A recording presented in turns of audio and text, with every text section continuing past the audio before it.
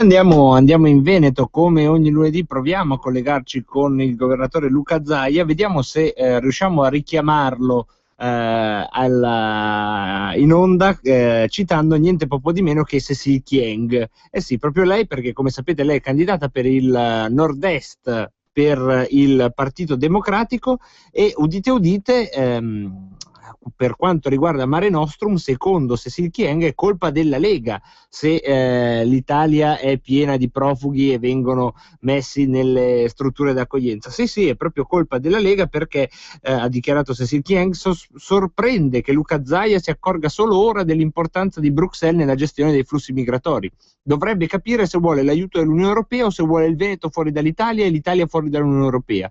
Dovrebbe anche spiegare se vuole o no un sistema di accoglienza europeo che vada oltre l'emergenza oppure no. Insomma, un bel giro di parole per dire che sostanzialmente è colpa del Carroccio, secondo la Kyenge, se gli immigrati finiscono a spasso per le città senza poter lavorare e senza poter fare nulla. E come sia colpa della Lega, questo rimane un mistero che probabilmente cercheremo di sondare proprio con il governatore del Veneto, vediamo se riusciamo a collegarci con lui.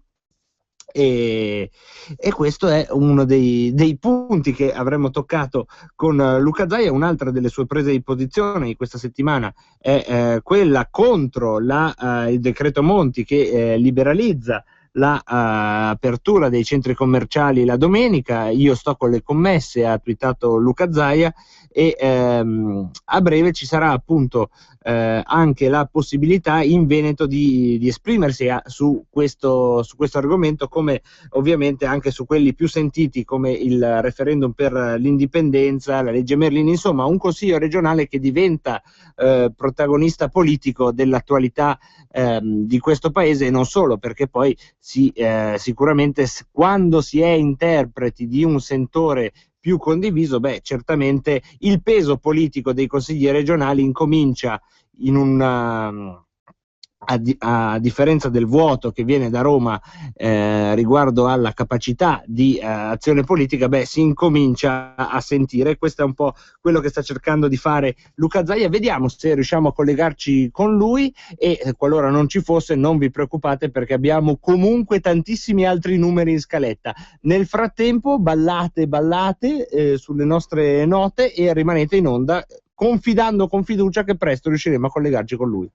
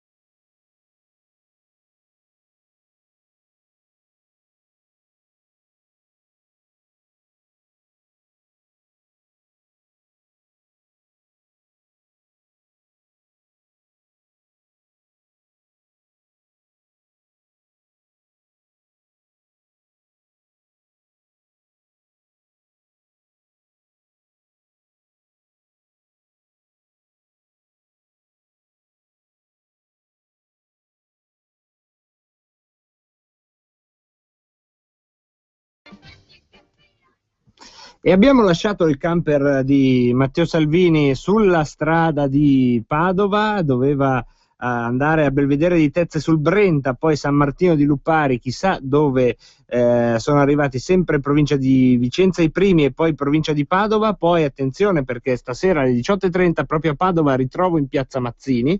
Ci sarà anche Bitonci, candidato sindaco a Padova, e poi proprio a Padova ci sarà un passaggio a piedi verso la stazione appunto di Padova, che è una delle zone più degradate della città, e una conferenza stampa proprio da quelle parti. Il gran finale della serata del camper di Matteo Salvini è previsto a Vittorio Veneto, dove ci sarà un convegno apocrifo Basta Euro. Dico apocrifo solo perché non facciamo la diretta radio, ma in realtà sarà un convegno Basta Euro a tutti gli effetti, in via Nicolotto Maseo 10, e poi sempre chiusura della serata proprio a Vittorio Veneto, in provincia di Treviso. Quindi una giornata veneta per Matteo Salvini. Ci siamo collegati con lui all'inizio del pomeriggio, verso le 2.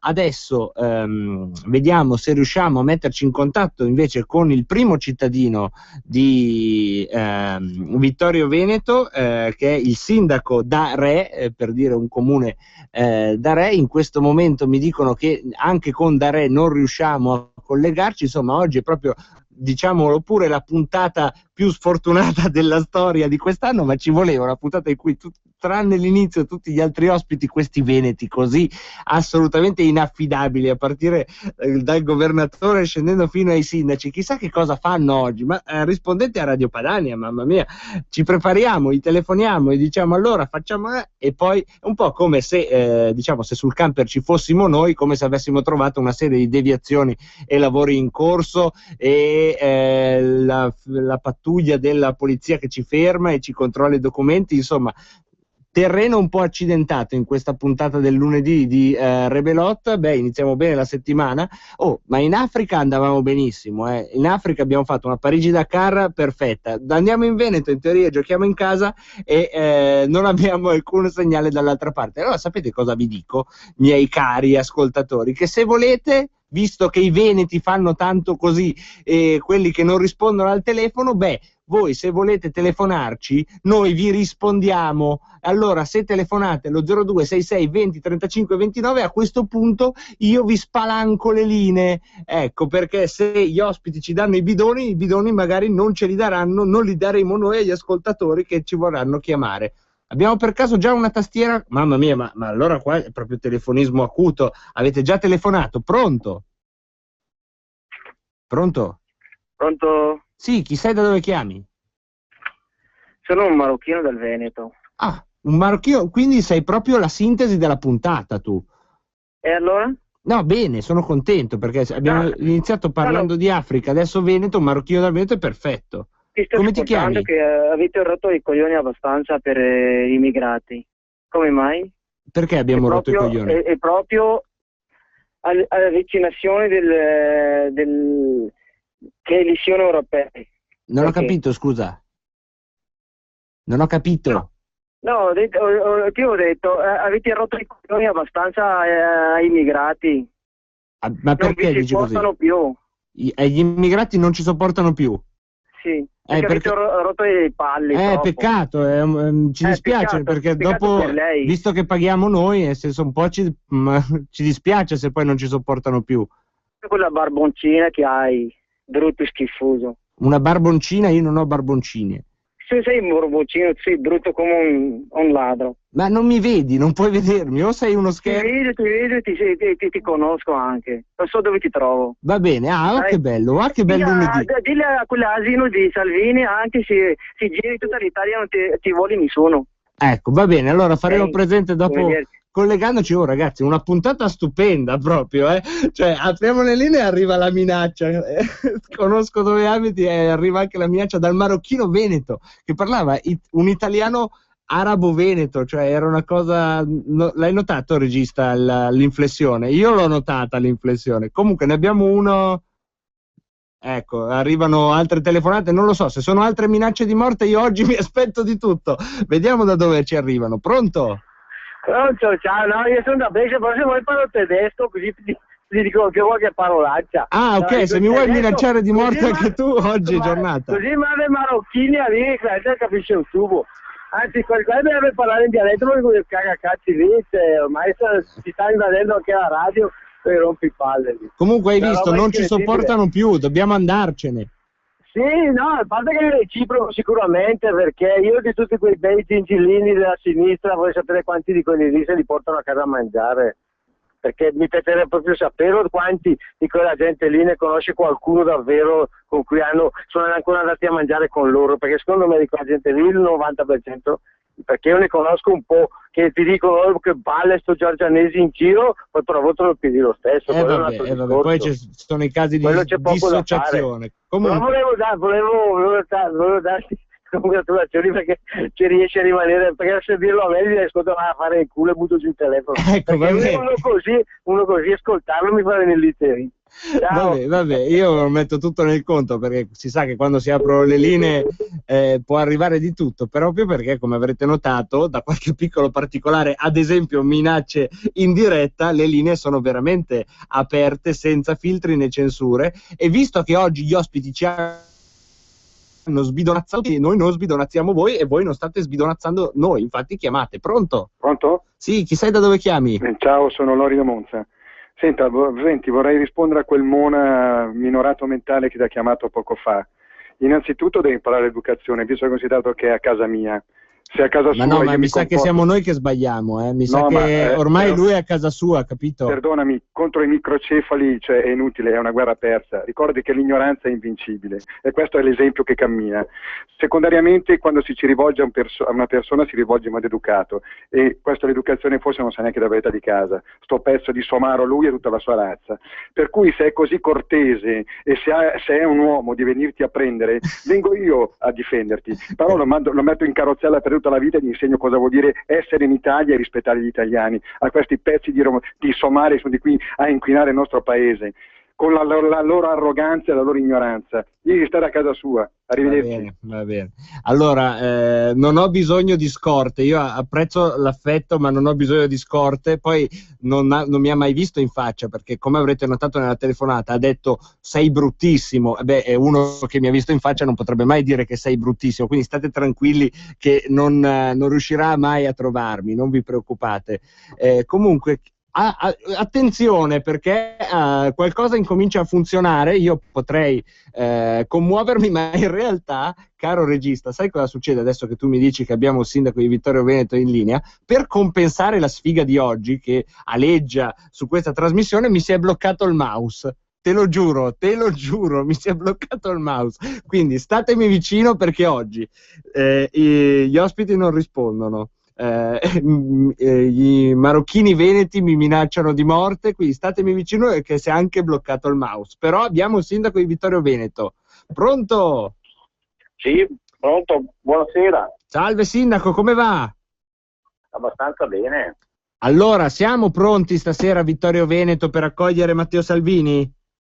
Sì, certamente Matteo Salvini è sempre una persona estremamente gradita, e quindi noi siamo qua ad aspettarlo. Tra l'altro siamo in piena campagna elettorale e quindi ci fa molto piacere. Come funzionerà il Basta Euro di Vittorio Veneto questa sera? Ci può dare qualche anticipazione? Così? Ma diciamo che tutti i messaggini sono arrivati a tutti i nostri sostenitori e militanti della provincia di Treviso. Naturalmente ci sono anche delle persone che non sono propriamente della Lega, ma che condividono, diciamo, questo percorso che sta portando avanti Matteo Salvini di battaglia all'euro, ma soprattutto di battaglia a quelle che sono queste regole che sono soltanto, diciamo, oppressive per quella che è la nostra economia, per quelle che sono le nostre poteri finanziari per poter finanziare le nostre imprese. E quindi ci sono persone anche, diciamo, estremamente, che la Lega non l'hanno magari né votata né condivisa, ma ne condividono estremamente questa battaglia. Ecco, questo sicuramente è un dato assodato. Poi, sindaco, io ti prendo l'occasione, perché prima abbiamo aperto le linee, la prima telefonata è stata una persona che non si è neanche presentata col nome e ha detto: io sono un marocchino che vive in Veneto, e ha detto avete proprio rotto le scatole voi agli immigrati, quindi siamo, diciamo, noi ad aver rotto le scatole agli immigrati, e questo è un po' quello che... Insomma, penso che ci siano sempre le persone scortesi e quindi... Ma sì, ma al netto di questo, no. Sindaco, il punto è che è il cambio di prospettiva, nel senso che siccome io sono a casa mia, in teoria è l'ospite che rompe le scatole al padrone di casa. Se Poi il al di là Veneto... dell'educazione, che chi se ne frega, nel senso scrivila sull'acqua, però il discorso è appunto questo, che sentirsi dire avete rotto le scatole agli immigrati e noi siamo a casa nostra è una cosa che No, può ma far riflettere. non bisogna preoccuparsi di queste persone, anche perché se gli va stretto il Veneto, l'Italia può sempre tornare sempre la prospettiva del Marocco, ma non ci vanno più in Marocco, stanno troppo bene qua. Infatti, però non vorrei che il passo successivo sia voler stare più larghi qua e magari in Marocco ci andiamo noi, che per carità si può anche star bene, tipo lei, il sindaco di Casablanca, secondo me vince al primo turno. Non penso che ci siano questi problemi. Sicuramente qualcuno, la Lega insomma sempre, non ha mai fatto mistero delle proprie posizioni. Chi viene a lavorare, chi viene in Italia, viene nel Veneto, deve arrivarsi e rispettare le nostre regole e soprattutto capire che arriva su un paese di cui loro sono persone diciamo che arrivano da fuori ed ospiti, anche perché chi gli parla in questo momento ha avuto il papà che è andato a lavorare nelle miniere del Belgio a Salerno ed è morto di silicosi, quindi la nostra storia è ben definita e soprattutto quando noi siamo andati all'estero le regole le abbiamo rispettate, anche perché se andavi in Belgio e non rispettavi ti rispedivano a casa senza tante difese. Ecco, questa sicuramente è una risposta che spero sia arrivata non tanto a quella persona in sé, ma alle tante brave persone che sono degli immigrati, ci ascoltano e che io credo, esatto, che si siano riconosciuti in quello che hai appena detto. Sì, ci sono tanti immigrati che sono arrivati da noi, hanno trovato un lavoro, si sono integrati, hanno capito e soprattutto hanno assorbito la mentalità che è qua da noi, che ognuno fa il proprio mestiere e cerca di rispettare la società, si rispetta uno con l'altro e quindi la convivenza diciamo, conviene a tutti. Soprattutto perché penso che chi invece viene, che pensa di trovare l'Eldorado o pensa di venire qua e vivere sulle spalle magari dei veneti, allora ha sbagliato il barco, insomma, ecco, questo siamo sempre stati molto molto chiari proprio per questo, insomma. Allora, Sindaco, un'ultima cosa, per questa sera l'appuntamento è alle 21 in via Nicolò Tommaseo. Sì, al centro Dante di Vittorio Veneto in via Nicolò Tommaseo. Ok, quindi mi raccomando, affrettatevi perché come al solito fine esaurimento posti e di solito il Basta Euro è sempre andato tutto esaurito durante la tournée, quella canonica, quindi mi raccomando incominciate ad andare lì prima e il sindaco vi farà strada anche nella sala perché insomma primo cittadino verrete trattati da re e con questa battuta gratuita ti salutiamo, l'avrai sentita 1000 volte già dalle elementari, ecco volevo essere il 1001. Va bene, grazie, buona serata a tutti. Grazie. Allora, adesso, se la trasmissione sta riprendendo la sua carreggiata, proveremo a collegarci con il camper di Matteo Salvini. Però, visto come si stanno mettendo le cose oggi, non ci giurerei. Intanto cerchiamo di accendere un cero a Bob Dylan e rimanete con me, vi prego, perché oggi ho molto bisogno di voi.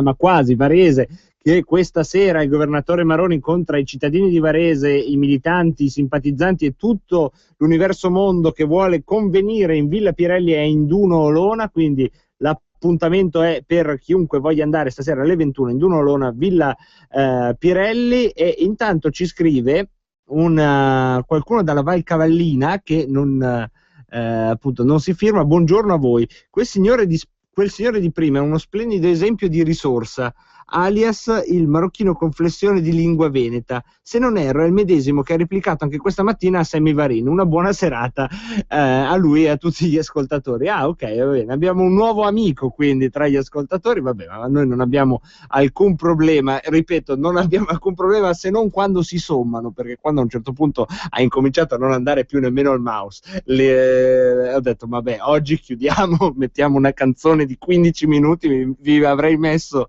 tutto il CD di Zaz, che è la cantante che fa la nostra sigla, e così per oggi andavamo così in chiusura così. E invece no, puntata difficile, un po' come quelle partite di calcio in cui piove a dirotto e devi comunque giocare fino al 90° e ti saltano tutti gli schemi, ma vai avanti. Abbiamo sentito però il sindaco di Vittorio Veneto che ci racconta come il tema dell'euro riesca ad avere grande presa anche e soprattutto nel Veneto delle partite IVA. Il Veneto delle partite IVA, la vittima più illustre di questo sistema economico e monetario, dove da una parte si viene strozzati dalla burocrazia italiana e dall'altra c'è una moneta che a tutto può servire tranne che a esportare. Per collegarci con l'inizio della puntata, gli unici mercati su cui potremmo sperare di esportare sono proprio quelli dei paesi che stanno emergendo e che hanno valute molto più deboli, ma lì noi ci limitiamo semplicemente a far entrare di tutto e di più senza fare reali investimenti che poi arricchirebbero loro e in qualche modo forse potrebbero dare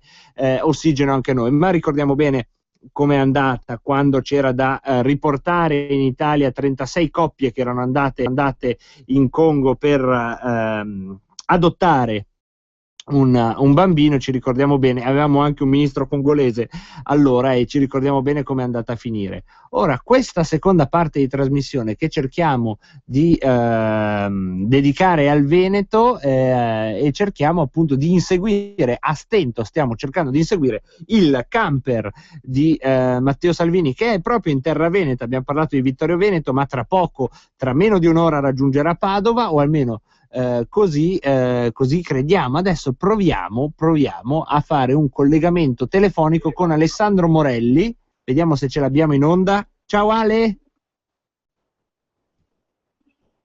No, oggi proprio non è giornata, vedete, anche il collegamento telefonico con Morelli diventa difficile, nonostante lui voglia, ci deve essere qualcosa. Pronto Ale, ci sei? Alessandro, ci senti? Eccoci, adesso sì. Ciao Ale, dove siete? Eccoci, allora, siamo usciti da Schio, stiamo andando in un'altra città del Veneto, del Vicentino, e quindi il tour continua, un grande tour, perché dove si va si raccolgono sempre grandi adesioni, grandi sorrisi, e peraltro si sostengono i candidati sindaci, in questo caso del Veneto, poi toccherà alle altre regioni della Padania. Com'è l'atmosfera sul camper? Ma l'atmosfera, indovinate, siamo assolutamente contenti. Questo è un percorso gioioso che porta con decisione e forza le impressioni della Lega, questo è abbastanza evidente. E l'importante, come dicevo, è che si faccia tutto col sorriso ma con grande decisione. Matteo ovunque vada raccoglie adesioni, e peraltro ricordo a tutti che chi posta una foto del camper, quelli che lo vedono in giro per le strade, riceverà un gadget tutto particolare dedicato proprio da Matteo. E qual è questo gadget? Magari qualcuno non ci ha sentito oggi, quindi puoi già dircelo. È un segreto che verrà svelato solo alla fine della campagna elettorale. Ah, solo alla fine? Ma oggi l'ha detto Matteo qual è il segreto? Quindi certo, se ascoltate alle 2, no, allora era una provocazione. Io ci speravo davvero che il gadget fosse la bambola gonfiabile della Fornero.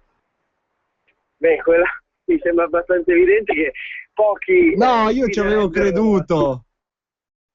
No, ma sai in quanti? Guarda che abbiamo gli SMS intasati di gente che voleva la bambola della Fornero. Immagino pure la foto da appendere, modello quella del Presidente della Repubblica con la Chienge, però quello è il calendario, quello. Esatto, noi non ci spingiamo, e anzi, visto che abbiamo anche un ospite durante il tragitto tra una tappa e l'altra, te lo passo subito, è Lorenzo Fontana, capodelegazione della Lega in Europarlamento. Te lo passo. Pronto? Pronto, e buona Padania a tutti. Oh Lorenzo, finalmente riesco a parlare con un veneto, perché oggi è stata una puntata, devi sapere, un po' accidentata. Abbiamo preso anche una bella minaccetta di morte da parte di un ascoltatore marocchino, ma questo ci piace perché fa incominciare bene la settimana. Però al di là, al netto della minaccetta, quello che ci ha detto questo ascoltatore marocchino che vive in Veneto, ha detto: gli immigrati ne hanno le palle piene di voi, e io, che sono un leghista becero e che continua ad avere un retropensiero, incomincio a pensare a un'escalation, cioè non solo si sono ormai ambientati da queste parti, non solo vengono sostanzialmente mantenuti da tutta una serie di reti di servizi che gli italiani si scordano, ma addirittura qualcuno pensa già al passo oltre, cioè a cacciare quelli che sono la popolazione autoctona. Ma guarda, allora ti dirò quello che è successo proprio qualche giorno fa, un banchetto della Lega in città di Verona. Una signora del Togo, integrata, che vive da 20 anni a Verona, ha detto che voterà per noi alle elezioni, e ha detto che lei ne ha le palle piene invece di questi continui afflussi di immigrati clandestini, perché creano dei problemi, creano disordini, alla fine fanno anche brutta figura quando si comportano male alle persone che invece sono integrate, pagano le tasse e vogliono vivere tranquillamente.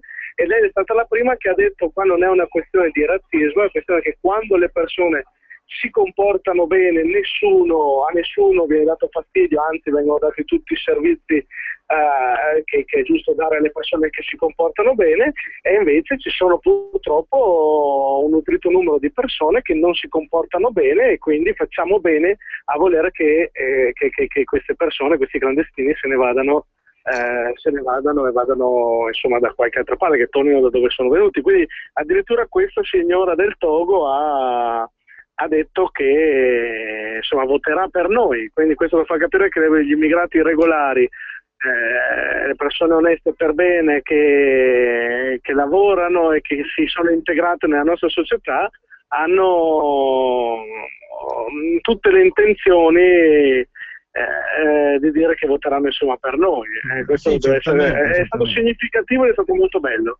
Sì, no, è la stessa cosa, guarda, c'è arrivata prima, abbiamo fatto il collegamento col sindaco di Vittorio Veneto ed è uscita poi la stessa realtà, nel senso che ci sono tantissimi immigrati che la pensano esattamente come hai detto tu adesso, quindi non è certamente un discorso che si fa su base etnica o su così generalizzazioni a pacchetto, però certamente bisogna anche stare attenti, perché senza fare alcun controllo, abbiamo parlato nella prima parte della trasmissione anche delle frange terroriste che ci sono in Africa. Sicuramente qualche testa calda in giro c'è, e temo che non sia controllata come ad esempio sono stati controllati e incarcerati i separatisti secessionisti veneti.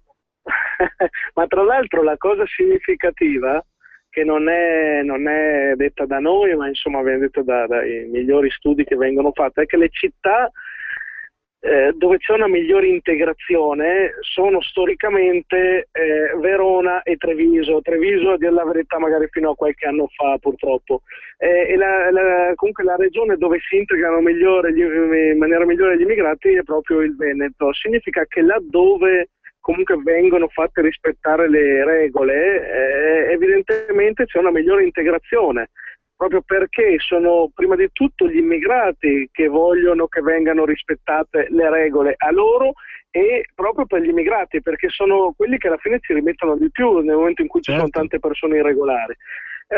Quindi insomma io penso che sia proprio una questione e una battaglia di civiltà. Sono convinto che questa sia la linea giusta, e sono convinto anche che se si vuole un quieto vivere, se si vuole vivere in armonia, in serenità, e per un progresso anche sociale, l'unica cosa sia regole certe, chiare, che vengano fatte rispettare. Purtroppo invece qualcuno pensa che l'anarchia sia la soluzione migliore, e quindi fanno arrivare queste persone, non si sa chi siano, non si hanno i documenti, vengono messi negli alberghi, come è successo questa settimana anche a Verona, poi vengono magari lasciate libere di scappare, e insomma avere persone che non si sa appunto da dove vengano o chi siano, che circolano liberamente sul territorio, non penso sia questione di civiltà. Insomma, io credo che possa anche sempre nascondersi qualche malintenzionato, e quindi insomma è giusto che lo Stato tuteli comunque i cittadini onesti, che siano immigrati o che siano certo, diciamo autoctoni, però è giusto che tuteli prima di tutto i cittadini onesti che pagano le tasse, e quelli invece irregolari ovviamente devono essere espulsi eventualmente se sono entrati nel nostro territorio. Poi tra l'altro comunque non è sicuramente la soluzione dei mali dell'Africa, non è quello no, questo l'abbiamo detto chiaramente, guarda, all'inizio proprio della trasmissione. Adesso purtroppo siamo in chiusa, Lorenzo, ma ti chiedo una cosa, dai nostro insider sul camper, fai una foto, chi sta facendo cosa in questo momento? Devi essere sincero, Devo essere sincero. No, in questo momento ci stiamo avvicinando a San Martino di Lupari, dove aspetta il nostro segretario federale, avrà un'intervista, poi ci stanno attendendo anche a Tezze sul Brenta e poi a Padova. Va bene, non hai risposto da bravo politico. Chi guida? Siamo leggermente in ritardo. Chi sta guidando? John Morelli. Ok, Salvini cosa sta facendo? Salvini risponde al telefono. Ecco, risponde al telefono. Un orecchio enorme a fine serata. Crippa? Perché non ho mai visto uno rispondere così tanto al telefono. Crippa è sulla 500 davanti a noi. Ah, ok, perfetto. Guida bene? Beh, insomma, guidare bene è un'altra cosa. Sta imparando, perché si fa anche questo, è nel programma elettorale, insegnare a guidare ad Andrea Crippa, uno dei collaboratori e seguaci di questo Touring Camper, che è solo appena partito, quindi ne vedremo delle belle. Lorenzo Fontana, un salutone a te, ti ringrazio tanto per questo contributo che ci ha dato una mano a salvare una trasmissione che si era veramente messa in salita. Grazie Lorenzo. Grazie a voi, Padania Libera.